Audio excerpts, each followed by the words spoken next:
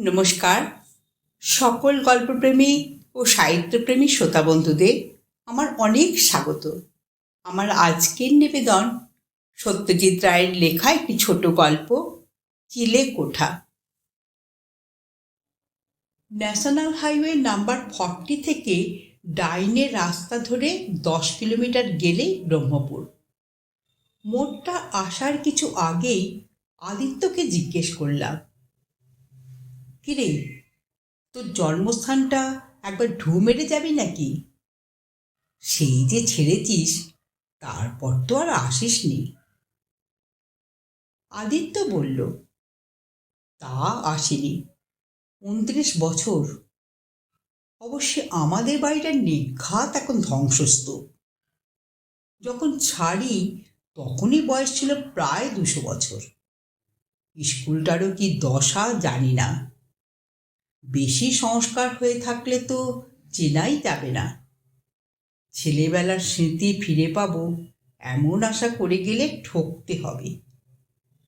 তবে হ্যাঁ, নগাখুড়োর চায়ের দোকানটা এখনো থাকলে গলাটা একটু ভিজিয়ে নিলে মন্দ হয় না। ধরলাম ব্রহ্মপুরের রাস্তা। আদিত্যদের জমিদারি ছিল ওখানে। স্বাধীনতার বছরখানেকের মধ্যেই আদিত্যর বাবা ব্রজেন্দ্র নারায়ণ ব্রহ্মপুরের পাট উঠিয়ে দিয়ে কলকাতায় এসে ব্যবসা শুরু করে। আদিত্য ম্যাট্রিকটা পাশ করেছিল ব্রহ্মপুর থেকেই। কলেজের পড়াশোনা হয় কলকাতায়। তখন আমি ছিলাম ওর সহপাঠী। 76-এ আদিত্যর বাবা মারা যান। তারপর থেকে ছেলেই ব্যবসা দেখে। আমি ওর অংশীদার এবং বন্ধু। আমাদের নতুন ফ্যাক্টরি হচ্ছে দেওদারগঞ্জে। সেইটে দেখে ফিরছি আমরা। গাড়িটা আদিত্যরই। যাবার পথে ও চালিয়েছে, ফেরবার পথে আমি। এখন বাজে 3:30। মাসটা মাঘ, রোদটা মিঠে। রাস্তার দুধারে দিগন্তে বিস্তৃত ক্ষেতের ধান কাটা হয়ে গেছে কিছুদিন হলো। ফসল এবার ভালোই হয়েছে। পাকা রাস্তা ধরে মিনিট 10 চলার পরেই গাছপালা, দালান কোঠা দেখা গেল। ব্রহ্মপুর হলো যাকে বলে শহর বাজার জায়গা। লোকালয়ে আসার অল্পক্ষণের মধ্যেই আদিত্য বলল, দাঁড়া। বাঁয় স্কুল। গেটের উপর অর্ধচন্দ্রাকৃতির লোহার ফ্রেমের ভিতর লোহার অক্ষরে লেখা ভিক্টোরিয়া হাই স্কুল, প্রতিষ্ঠা 1872। গেট পেরিয়ে রাস্তার বাঁ পাশে খেলার মাঠ, রাস্তার শেষে দোতলা স্কুল বাড়ি। আমরা দুজনেই গাড়ি থেকে নেমে গেটের সামনে গিয়ে দাঁড়িয়েছি। আমি জিজ্ঞেস করলাম, স্মৃতির সঙ্গে মিলছে? আদিত্য বলল, আদপেই না।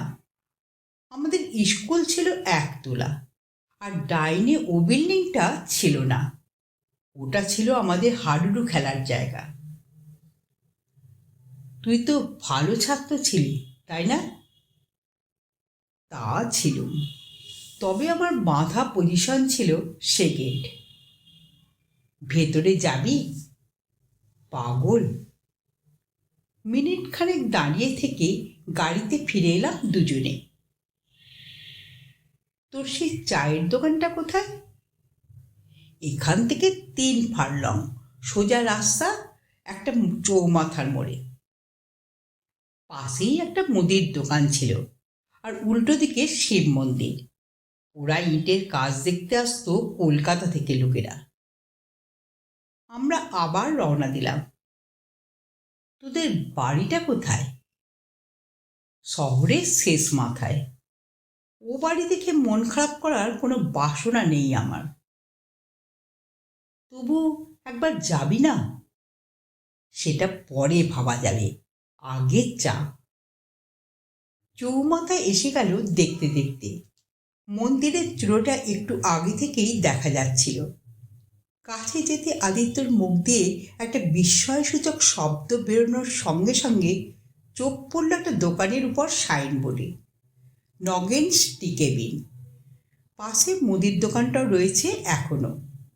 আসলে 29 বছরের মানুষের চেহারার অনেক পরিবর্তন হলেও এই সব শহরের রাস্তাঘাট দোকানপাটের চেহারা খুব একটা বদলায় না। শুধু দোকান নয়, দোকানের মালিকও বর্তমান। 60-এর উপর বয়স, রোগা পটকা চাষারের চেহারা, হিসেব করে আঁচড়ানো ধপধপে সাদা চুল, দাড়ি গোঁফ কামানো, পরনে খাটো ধুতির উপর নীল ডোরাকাটা শার্টের তলার অংশটা দেখা যাচ্ছে সবুজ চাদরের নিচ দিয়ে। কোত্থেকে এলেন আপনারা? একবার গাড়ির দিকে, একবার দুই আগন্তুকের দিকে চেয়ে প্রশ্ন করলেন নগেনবাবু। স্বভাবতই আদিত্যকে চিনতে পারার কোনো প্রশ্নই ওঠে না। আদিত্য বলল, দেওদারগঞ্জ, যাব কলকাতা। এখানে? আপনার দোকানে চা খেতে আসা। তা খাবেন বই কি, শুধু চা কেন, ভালো বিস্কুট আছে, চানাচুর আছে। বরং নান খাটাই দিন 2টো করে। আমরা 2টো টিনের চেয়ারে বসলাম। দোকানার লোক বলতে কোণের টেবিলে একজন মাত্র, যদিও তার সামনে খাদ্য বা পানীয় কিছুই নেই। মাথা হেঁট, হয়তো ঘুমিয়ে পড়েছে। কোণের ভদ্রলোকটিকে উদ্দেশ্য করে বেশ খানিকটা গলা তুলে বললেন নগেনবাবু, ও স্যান্ডেল মশাই, 4টে বাজতে চলল, বাড়িমুখো হন এবার, অন্য খদ্দের আসার সময় হলো। তারপর আমাদের দিকে ফিরে চোখ টেপে বললেন, কানে খাটো, চোখেও চালসে, তবে চশমা করাবেন সে সঙ্গতি নেই। বুঝলাম এই ভদ্রলোকটি একটি মশকরার পাত্র। শুধু তাই না, নগেনবাবুর কথার যে প্রতিক্রিয়া হলো তাতে ভদ্রলোকের মাথার ঠিক আছে কিনা সে বিষয়ে সন্দেহ জাগে। আমাদের দিকে কয়েক মুহূর্তের জন্য চেয়ে থেকে শরীরটাকে একবার ঝেড়ে নিয়ে স্যান্ডেল মশাই তার শীর্ণ ডান হাতটা বাড়িয়ে চালসে পড়া চোখ দুটো পাকিয়ে শুরু করলেন আবৃত্তি। মারাঠা দস্যু আসিছে রে ওই, করো করো সবে সাজ, আজমির গড়ে কহিলা হাঁকিয়া দুর্গেশ দুমরাজ। এই থেকে শুরু করে ভদ্রলোক বসা অবস্থা থেকে উঠে দাঁড়িয়ে দোকানের বাইরে এসে রবীন্দ্রনাথের পণরক্ষা কবিতাটা পুরো আবৃত্তি করে কোনো বিশেষ কাউকে লক্ষ্য না করেই একটা নমস্কার ঠুকে একটু যেন বেসামালভাবেই চৌরাস্তার একটা রাস্তা ধরে চলে গেলেন সোজা হয়তো তার নিজের বাড়ির দিকে। চৌরাস্তায় লোকের অভাব নেই, বিশেষত মন্দিরের সামনে 8-10 জন লোক শুয়ে বসে রোদ পোহাচ্ছে। কিন্তু আশ্চর্য এই যে তাদের কারোরই এই আবৃত্তি শুনে কোনো প্রতিক্রিয়া হলো না। ব্যাপারটা যেন কেউ গ্রাহ্যের মধ্যেই আনলো না। আসলে পাগলের প্রলাপের বেশিরভাগটাই বাতাসে হারিয়ে যায়, তাতে কেউ কান দেয় না। পাগল আরও ঠাইর দেখেছি, তাই ঘটনাটাকে আমার মন থেকে ঝেড়ে ফেলতে কোনো অসুবিধা হলো না। কিন্তু আদিত্যর দিকে চেয়ে বেশ একটু হকচকিয়ে গেলাম। তার চোখ মুখের ভাব পাল্টে গেছে। কারণ জিজ্ঞেস করাতে সে কোনো জবাব না দিয়ে নগেনবাবুকে প্রশ্ন করল, ভদ্রলোক কে বলুন তো, করেন কি? নগেনবাবু নিজের হাতে 2 গ্লাস চা আর একটা প্লেটে 4টে নান খাটাই আমাদের সামনে এনে রেখে বললেন, শশাঙ্ক সান্যাল। কি আর করবে, অভিশপ্ত জীবন মশাই, অভিশপ্ত জীবন।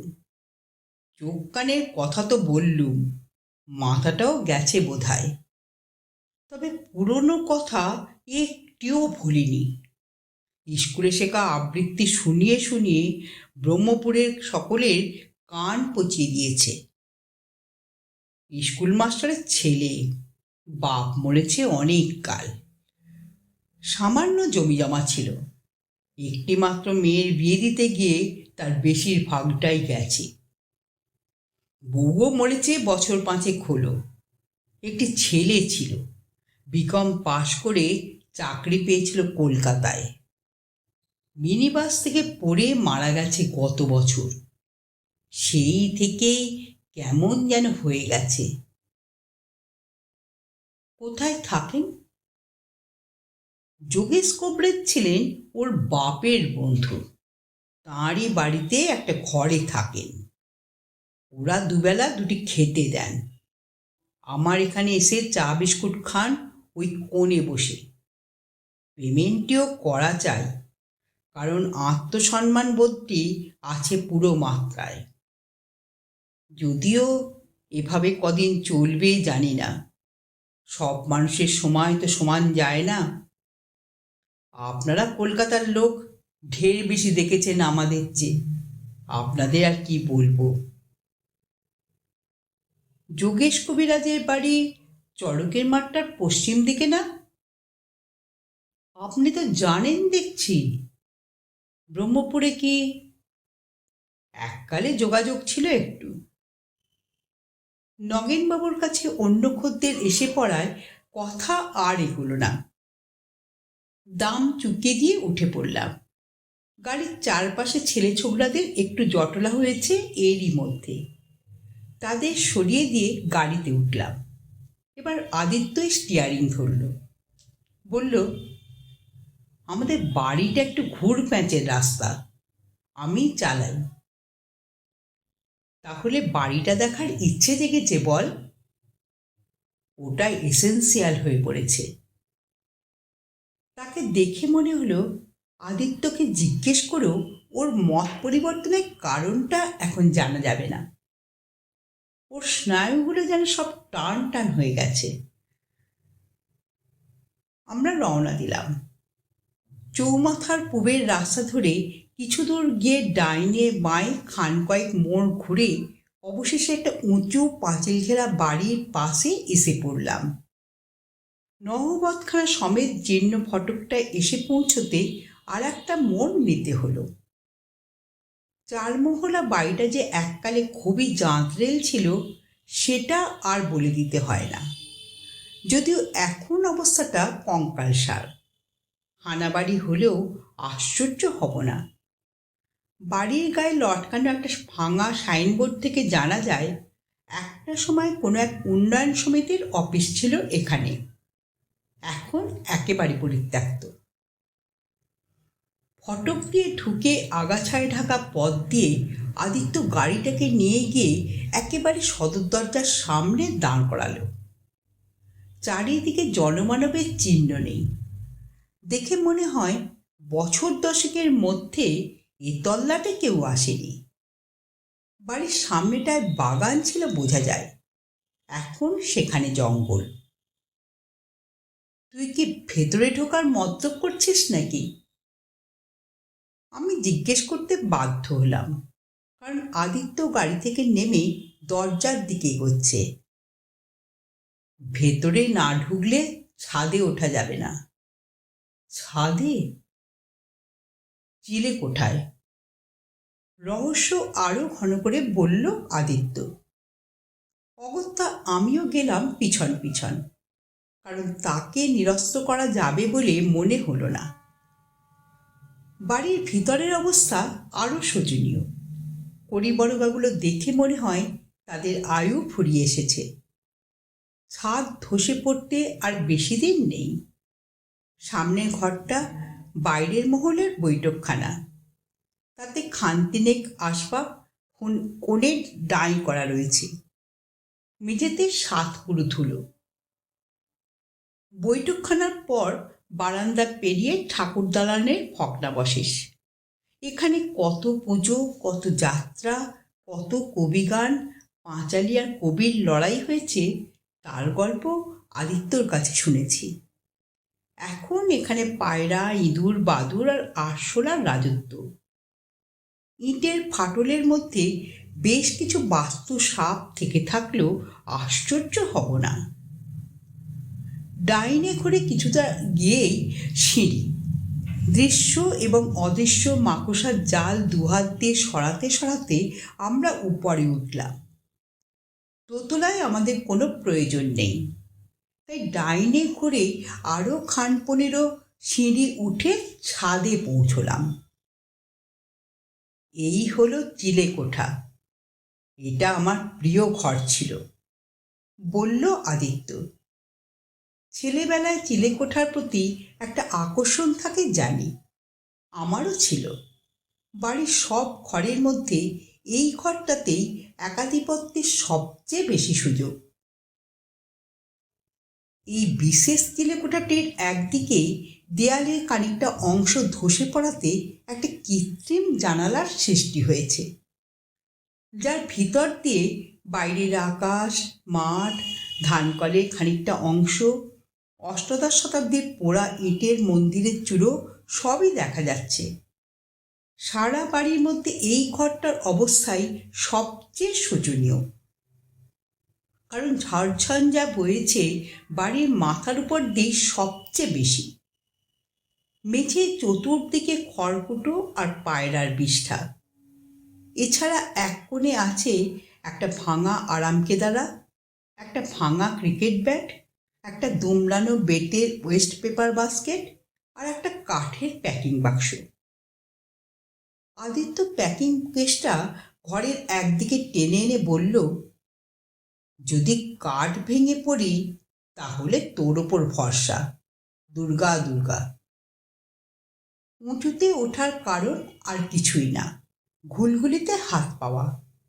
সেখানে হাতড়ানোর ফলে একটি চড়ুই দম্পতির ক্ষতি হলো, কারণ তাদের সদ্য তৈরি বাসাটি স্থানচ্যুত হয়ে মেঝের আরও বেশ খানিকটা জায়গা জুড়ে খড়কুটোয় ভরে দিল।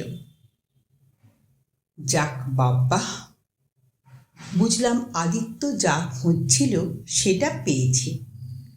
জিনিসটা এক ঝলক থেকে দেখে সেটাকে একটা ক্যামেরা স্ট্রাইকার বলে মনে হলো, কিন্তু সেটা এখানে লুকোনো কেন, আর 29 বছর পর সেটা উদ্ধার করার প্রয়োজন হলো কেন, সেটা বুঝতে পারলাম না। আদিত্য জিনিসটাকে রুমালে ঘষে পকেটে পুরল। ওটা কি জিজ্ঞেস করতে বলল, একটু পরেই বুঝবি। নিচে নেমে এসে গাড়িতে উঠে আবার ফিরতে পথ ধরলাম। চৌমাথার কাছাকাছি এসে আদিত্য একটা দোকানের সামনে গাড়িটাকে দাঁড় করালো। নামলাম দুজনে, ক্রাউন জুয়েলার্স। দুজনে গিয়ে ঢুকলাম শ্যাকরার দোকানে। এই জিনিসটা একবার দেখবেন, পকেট থেকে বার করে পুরো চশমা পরা বৃদ্ধ মালিকের হাতে জিনিসটা তুলে দিল আদিত্য। ভদ্রলোক চাকতিটা চোখের সামনে ধরলেন। এবার আমি বুঝতে পেরেছি জিনিসটা কি। এ তো অনেক পুরনো জিনিস দেখছি। আগে হ্যাঁ, এই জিনিস তো আজকাল আর এত বড় দেখা যায় না। এটা যদি একবারটি ওজন করে দেখে দেন। বৃদ্ধ নেকটিটা কাছে টেনে এনে তাতে কালশিটে পড়া চাকতিটা চাপালেন। নেক্সট শর্ট স্টপ যোগেশ কবিরাজের বাড়ি। আমার মনের কোণে একটা সন্দেহ উঁকে দিচ্ছে, কিন্তু আদিত্যর মুখের ভাব দেখে তাকে আর কিছু জিজ্ঞেস করলাম না। কবিরাজ মশাই বাড়ির বাইরে দুটি বছর 10-এর ছেলে বসে মার্বেল খেলছিল। গাড়ি আসতে দেখে তার গভীর কৌতূহলের সঙ্গে খেলা ছেড়ে উঠে দাঁড়ালো। তাদের জিজ্ঞেস করতে বলল, স্যান্ডাল মশাই থাকেন সদর দরজা দিয়ে ঢুকে বাঁ দিকের ঘরে। সামনের দরজা খোলাই ছিল, বাঁয়ের ঘর থেকে আওয়াজ পাচ্ছিলাম। আরও এগোতে বুঝলাম স্যান্ডাল মশাই আপন মনে আবৃত্তি করে চলেছেন, দেবতার গ্রাস। আমরা ঘরের দরজার মুখটায় গিয়ে দাঁড়াতেও সে আবৃত্তি চলল যতক্ষণ না কবিতা শেষ পংক্তিতে পৌঁছয়। আমরা যে এসে দাঁড়িয়েছি সেটা যেন তার খেয়ালই নেই। একটু আসতে পারি? আদিত্য জিজ্ঞেস করল আবৃত্তি শেষ হবার পর। ভদ্রলোক ঘুরে দেখলেন আমাদের দিকে। আমার এখানে তো কেউ আসে না। ভাবলেশীন কণ্ঠস্বর। আদিত্য বলল, আমরা এলে আপত্তি আছে কি? আসুন। আমরা ঢুকলাম গিয়ে ঘরের ভিতর। তক্তপোষ ছাড়া বসবার কিছু নেই। দুজনে দাঁড়িয়েই রইলাম। স্যান্ডাল মশাই চেয়ে আছেন আমাদের দিকে। আদিত্য প্রশ্ন করল, আদিত্যনারায়ণ চৌধুরীকে আপনার মনে আছে? ভদ্রলোক বললেন, বিলক্ষণ, আলালের ঘরে দুলাল। ছাত্র ভালোই ছিল, তবে আমাকে কোনোদিন টেক্কা দিতে পারেনি। হিংসে করত, প্রচণ্ড হিংসে, আর মিথ্যে কথা বলতো। আদিত্য বলল, জানি। তারপর পকেট থেকে একটা মোড়ক বার করে স্যান্ডালের হাতে দিয়ে বলল, এইটে আদিত্য আপনাকে পাঠিয়েছে। ওটা কি? টাকা। টাকা? কত টাকা? 150। বলেছে এটা আপনি নিলে সে খুশি হবে। হাসবো না কাঁদবো? আদিত্য টাকা দিয়েছে আমায়? হঠাৎ এমতি হলো কেন? সময়ের প্রভাবে তো মানুষ বদলায়। আদিত্য এখন হয়তো আর সে আদিত্য নেই। আদিত্য বদলাবে? প্রাইজ পেলুম আমি, উকিল রামশরণ বাণিজ্যের নিজের হাতে দেওয়া মেডেল। সেটা তার সহ্য হলো না। সে আমার কাছ থেকে চেয়ে নিয়ে গেল তার বাপকে দেখাবে বলে। তারপর আর ফেরতই দিলে না। বললে পকেট ফুটো ছিল, গলে পড়ে গেছে। এটা সেই মেডেলেরই দাম, আপনার পাওনা। স্যান্ডালের চোখ কপালে উঠে গেল। ফ্যাল ফ্যাল করে আদিত্যর দিকে চেয়ে বলল, মেডেলের দাম কীরকম? সে তো বড় জোর 5 টাকা। রূপোর মেডেল তো। রূপোর দাম 30 গুণ বেড়ে গেছে। বটে? আশ্চর্য, এ খবর তো জানতুম না। তবে স্যান্ডাল মশাই হাতের 15টা 10 টাকার নোটের দিকে দেখলে। তারপর মুখ তুলে চাইলেন আদিত্যর দিকে। এবার তার চোখে মুখে এক অদ্ভুত নতুন ভাব। বললেন, এতে যে বড্ড চ্যারিটির গন্ধ এসে পড়েছে আদিত্য। আমরা চুপ। স্যান্ডাল মিটিমিটি চোখে চেয়ে আছেন আদিত্যর দিকে। তারপর মাথা নেড়ে হেসে বললেন, তোমার ডান গালের ওই আঁচিল দেখে নগাখুড়োর চায়ের দোকানেই আমি চিনে ফেলেছি তোমায়। আমি বুঝেছি তুমি আমায় চেনোনি, তাই সেই প্রাইজের দিনের কবিতাটাই আবৃত্তি করলুম, যদি তোমার মনে পড়ে। তারপর যখন দেখলুম তুমি আমার বাড়িতেই এলে, তখন কিছু পুরনো ঝাল না ঝেড়ে পারলুম না। ঠিকই করেছ, বলল আদিত্য। তোমার প্রত্যেকটা অভিযোগ সত্যি, কিন্তু এ টাকা তুমি নিলে আমি খুশি হব। হুম, মাথা নাড়লেন শশাঙ্ক স্যান্ডাল। টাকা তো ফুরিয়ে যাবে আদিত্য, বরং মেডেলটা যদি থাকতো তাহলে নিতুম। আমার ছেলেবেলার ওই একটি অপ্রিয় ঘটনা আমি ভুলে যেতুম মেডেলটা পেলে। আমার মনে আর কোনো খেদ থাকতো না। চিলেকোঠাতে 29 বছর লুকিয়ে রাখা মেডেল, যার জিনিস তার কাছেই আবার চলে এলো। এত দিনেও তার গায়ে খোদাই করে লেখাটা ম্লান হয়নি। শ্রীমান শশাঙ্ক স্যান্যাল, আবৃত্তির জন্য বিশেষ পুরস্কার 1948। আপনারা এতক্ষণ শুনছিলেন সত্যজিৎ রায়ের চিলেকোঠা গল্পটি এখানেই সমাপ্ত হলো। যদি শ্রোতা বন্ধুদের আমার গল্প পাঠ ভালো লেগে থাকে তাহলে অবশ্যই একটা লাইক দেবেন এবং পাশের মানুষের সঙ্গে গল্পটি শেয়ার করবেন। আর যারা প্রথমবার আমার চ্যানেলে গল্পটি শুনছেন তারা কাইন্ডলি একটু সাবস্ক্রাইব করে দেবেন। আপনারা সকলে খুব ভালো থাকবেন। নমস্কার।